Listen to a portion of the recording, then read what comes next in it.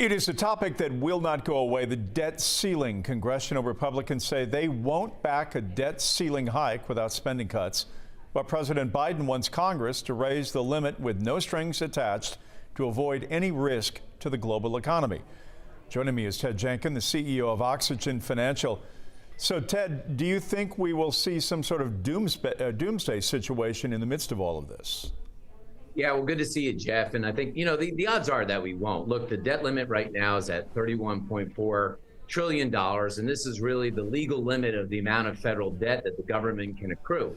But most people need to realize that since 1960, there's been 78 times that Congress has actually raised the debt limit. So there's no reason to think that they won't do this again. And the government can use some special accounting measures to free up roughly $400 billion, which would help us here in the short term. But inevitably, we're going to have to raise the debt ceiling. So it'll happen. It's just a question of when. What would happen if the debt ceiling is not extended?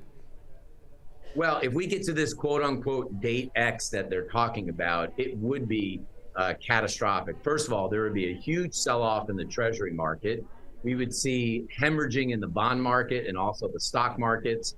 And then you have to wonder, in the global economy, what would people say about the full faith and obligation of the U.S. government? So it would definitely hurt our credit rating. I think we would tailspin into a recession, which we might be headed for anyway. So, and the dollar would probably decline, let alone, Jeff, that millions of people that depend on getting Social Security payments, our service workers, people in the military, federal workers, they all wouldn't get a paycheck. So it would be really catastrophic, not only here, but also around the globe. Could the United States avoid a default without raising the debt ceiling? Well, I know this is going to sound crazy to people, but the answer is yes, because technically speaking, in the 14th Amendment, the government, the Treasury that is, could actually mint a coin for, let's say, $2 trillion and just deposit it into our bank account. It's true. We could sell gold as well, but look, I think the government, Jeff, is setting a really bad example for Americans, because what they're saying is, if you can't meet your bills at home, take out a bunch of credit cards. And when those credit cards max out, just take out another credit card. That's the way to solve the problem.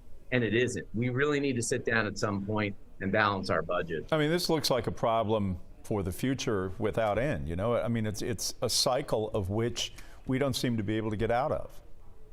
I mean, doesn't every family wish you could just take out an unlimited amount of money and keep raising your own debt ceiling? It's just not tenable over time. So eventually, the Republicans, the Democrats, they need to get together and figure out how to balance the budget. Ted Jenkin, the CEO of Oxygen Financial. Ted, thanks. All right, you got it.